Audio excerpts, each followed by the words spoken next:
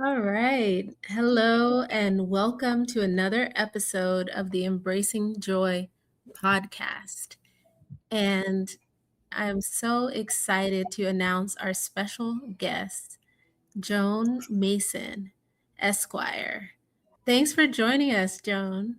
Yeah, thanks for having me. I'm really excited about this. I love your platform.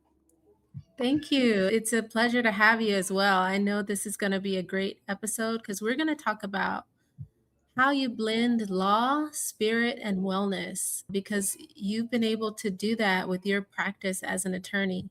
So, before we divulge any further, Yeah. let me tell you about Joan Mason.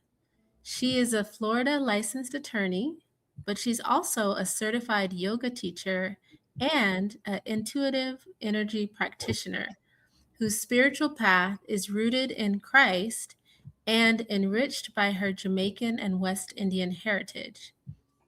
Her decolonized approach to faith integrates prayer, fasting, ancestral wisdom, nature based rituals, and sacred embodiment.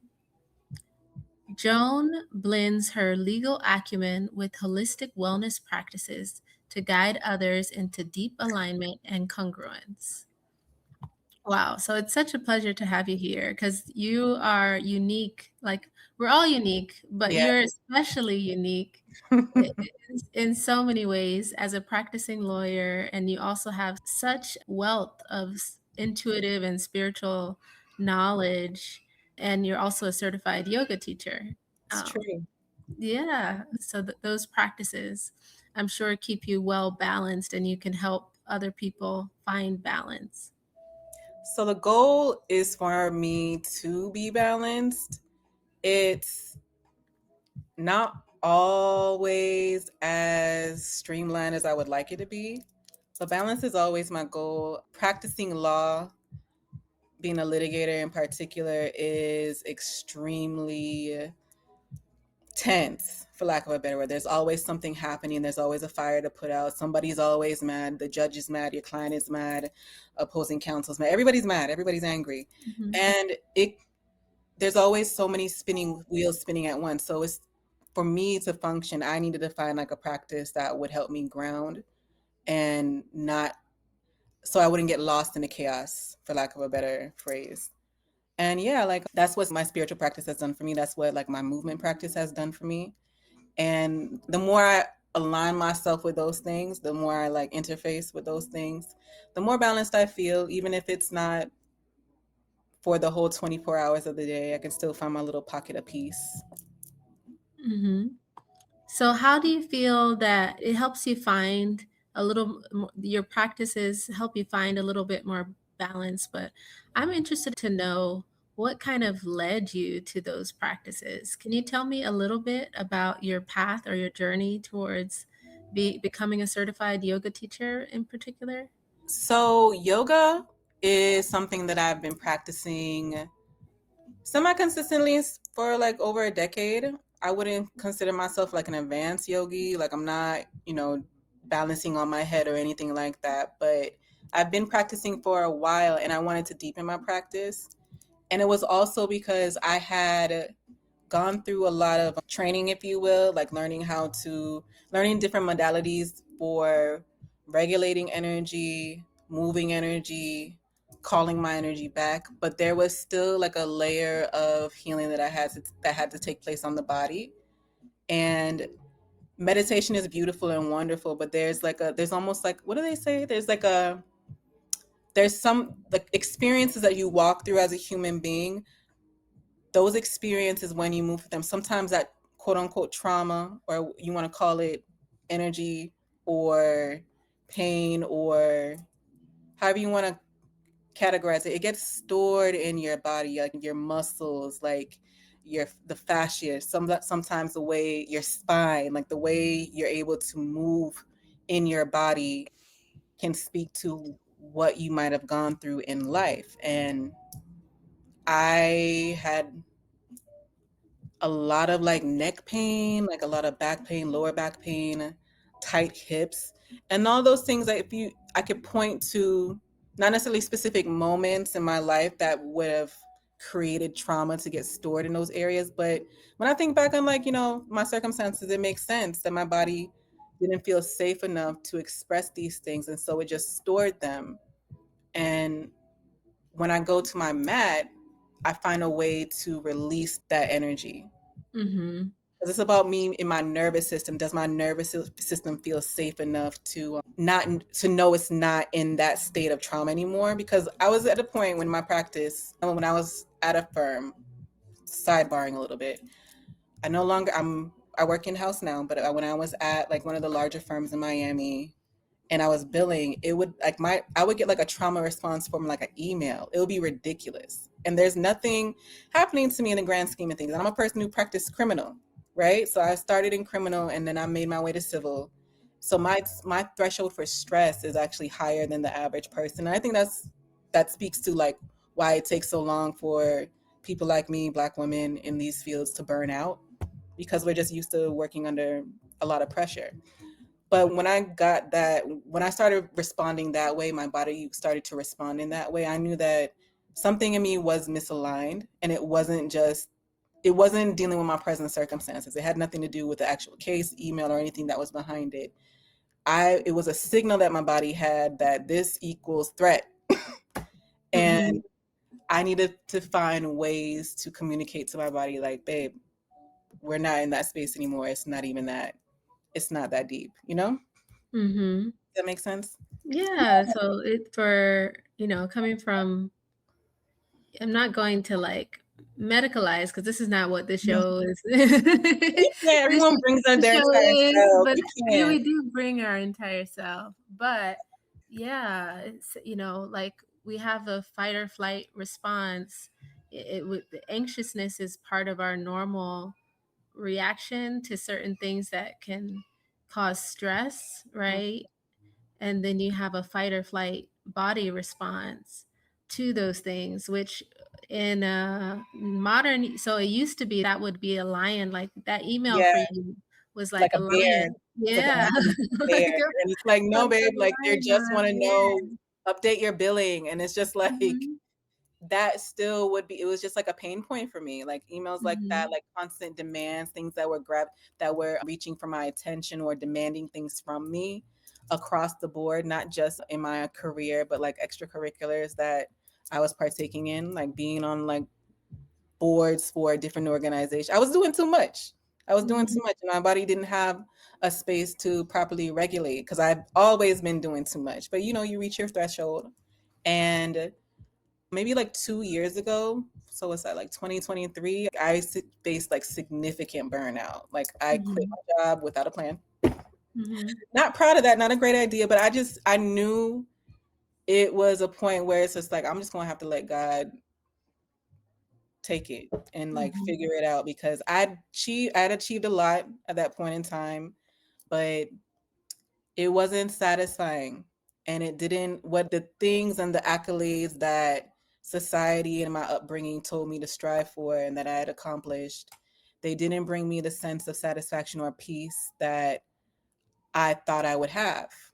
So, I got into law school, you know, graduated, got the job after graduation, passed the bar, working, beautiful office, all the things, going to mhm, court, wearing suits. But it was just like, no, this is stressful. This is actually not what I imagined for myself on a day to day basis. So I quit, and it's been a reimagining of sorts since I quit. I've gone in house, and that's nice. It's still work, obviously, but mhm, the way I approach my practice and is more aligned to how I want to live a day to day with life. Does that make sense? So, mhm. me, So go ahead. no, Sorry. no. So first, I'm going to say I'm very, not to say, well, I'm very I was going to say proud of you, but just that you are in tune to make that decision that this is no longer working for me. A lot of us don't make that decision until it's like too late, or you have,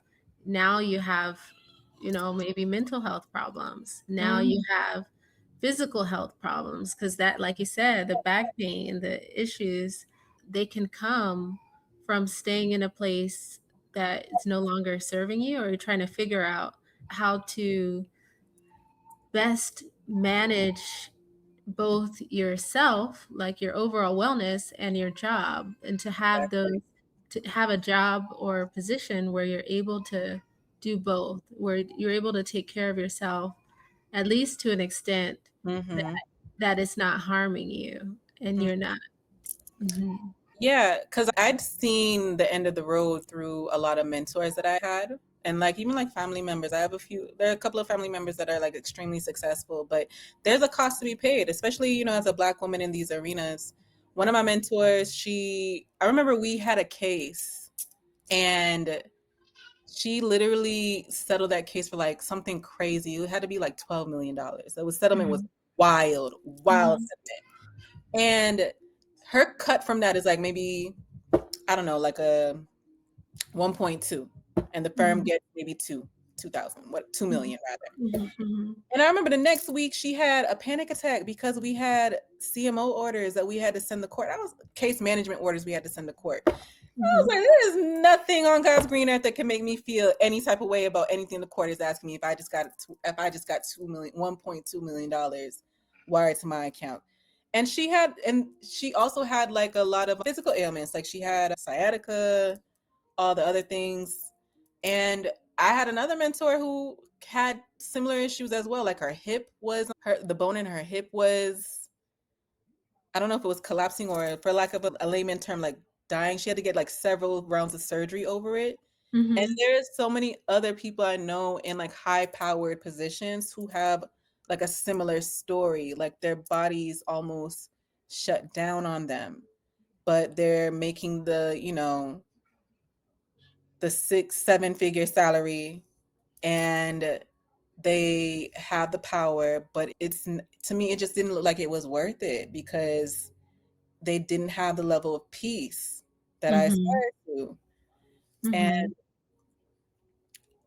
I don't know if it's actual benefit, because I feel like if I had made the choice like earlier in my career, I could have avoided a lot of heartache. But hindsight's 2020.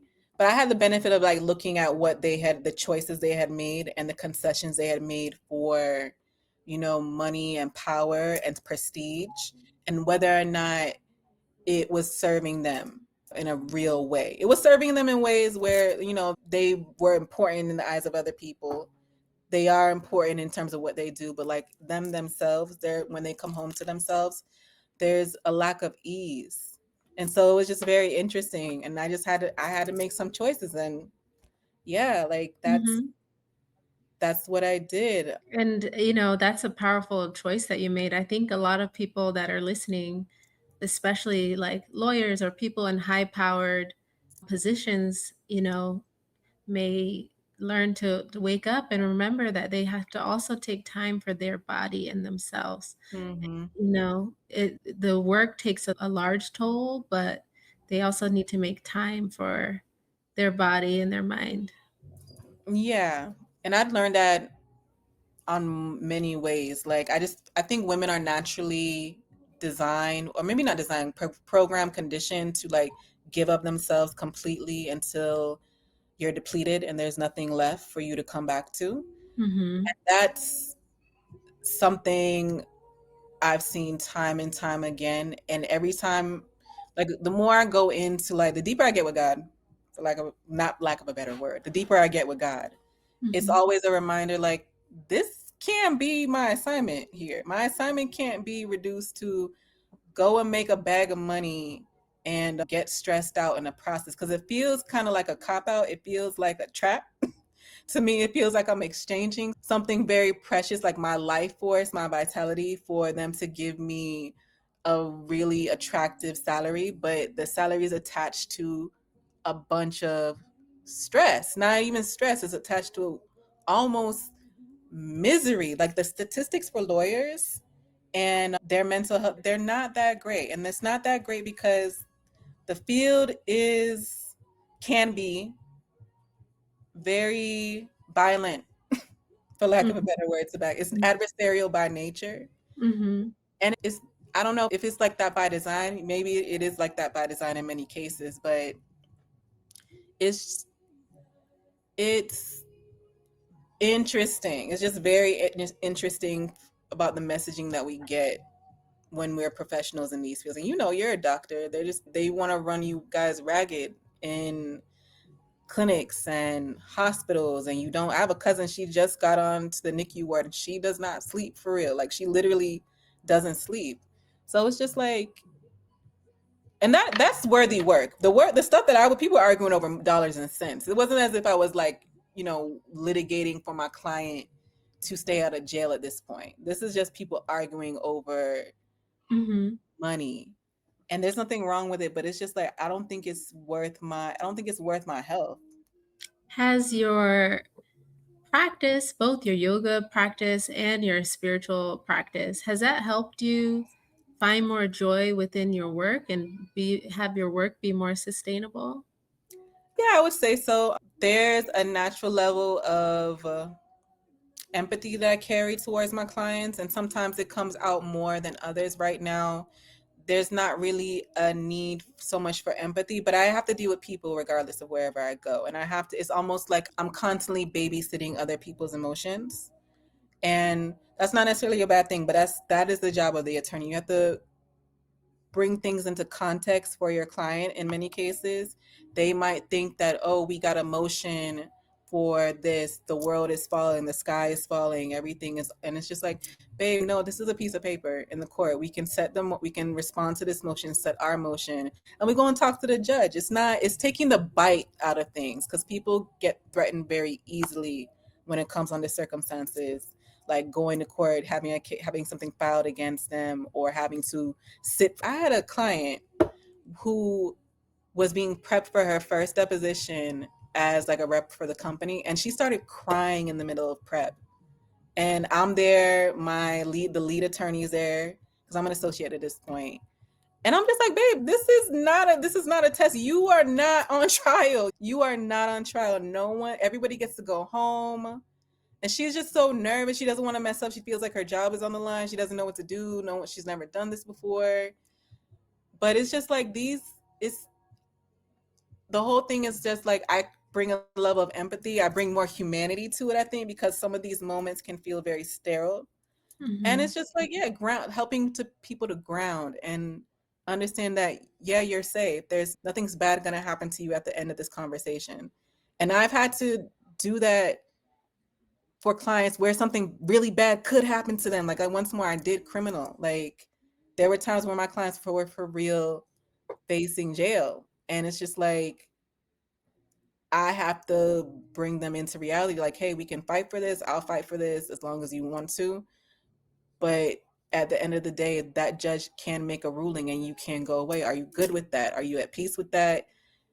And we just, like, sometimes they want to ride, sometimes they don't. But yeah, I do think I think the fact that I'm grounded in something bigger than me Mhm. allows me to communicate that to other people and allow people to enter into that.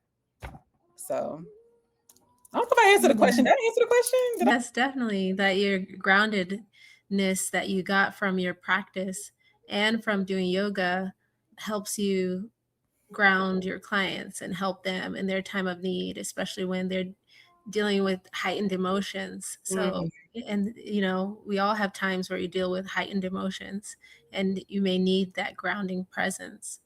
Yeah. Or, yeah, so it's good that you're able to do that for your clients.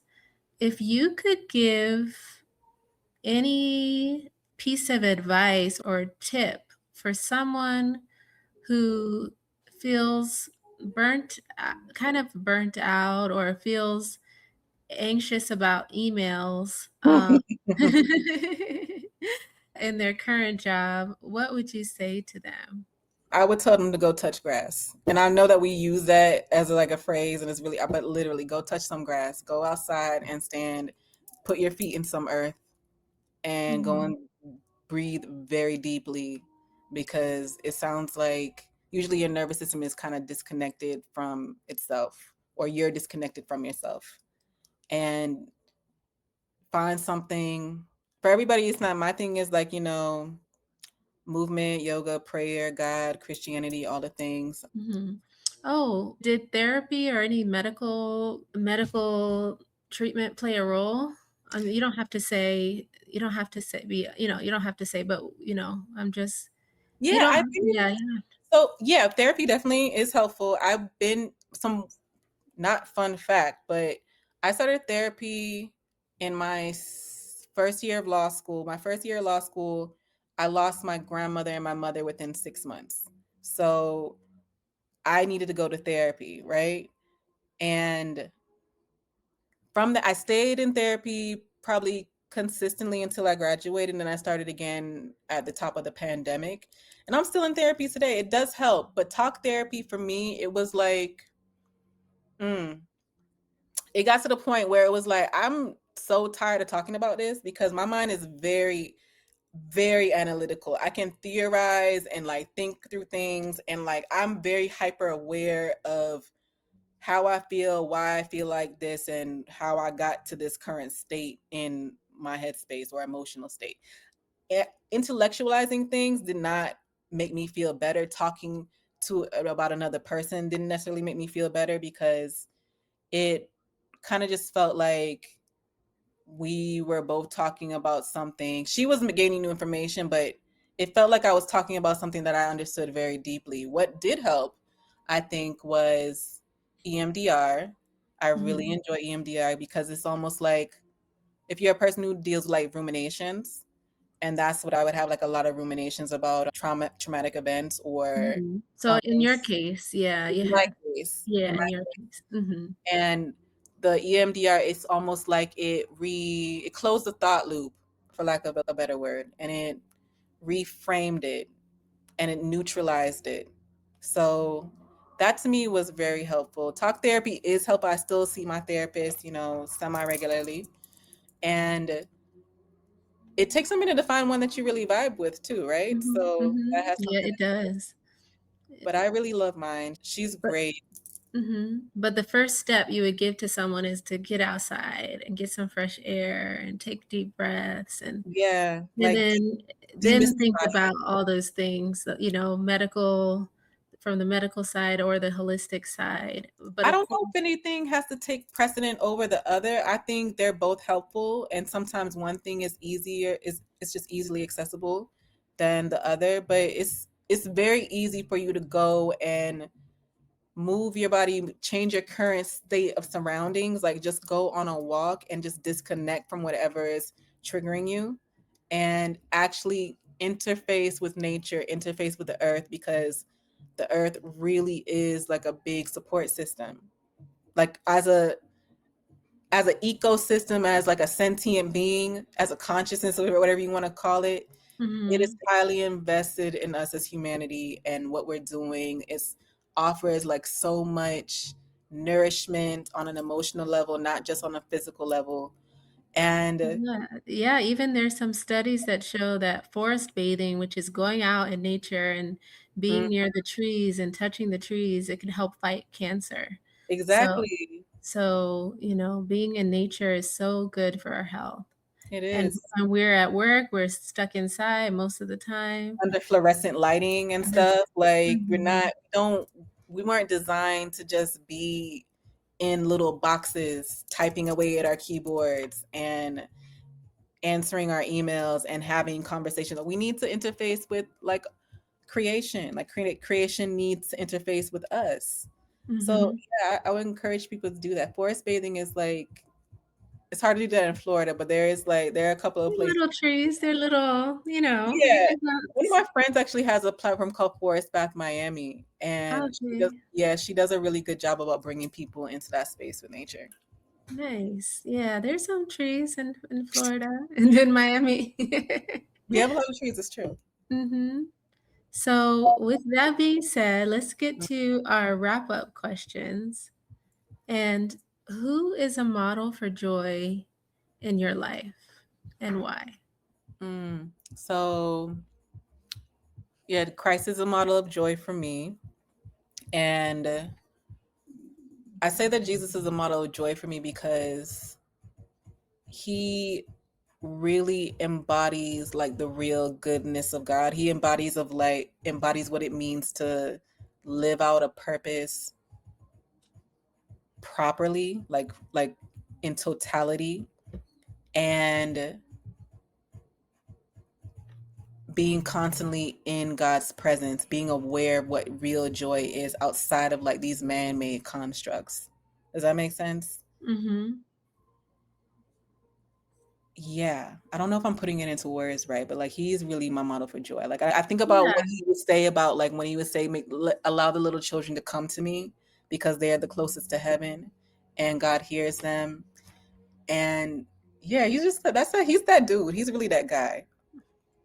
And the other answer I was gonna give is Jamaica as an island. Like that is a proper embodiment of joy.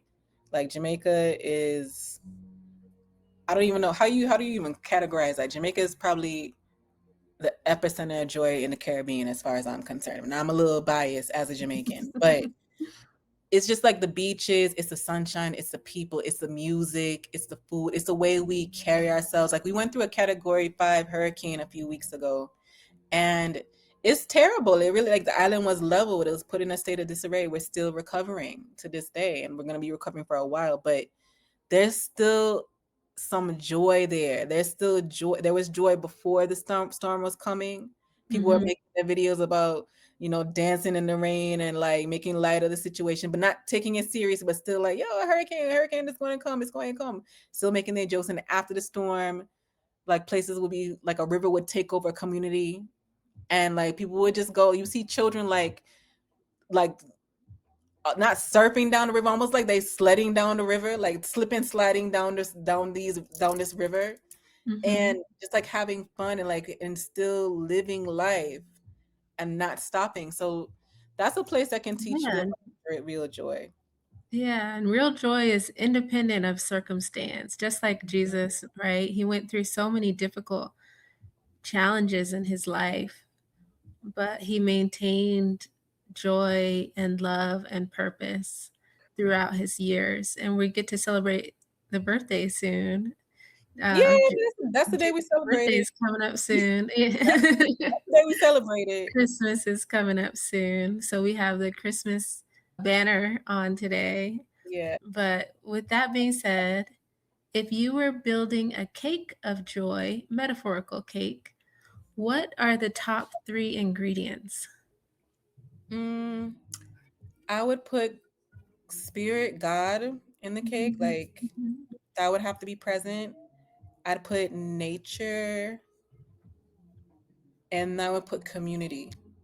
And I feel Mhm. like true community, like tribe. And I feel like that could give us a good cake. I don't know. That sounds like a great cake. Yeah. Yeah, yeah, great cake. Those are great ingredients. And thank you. This was a great episode.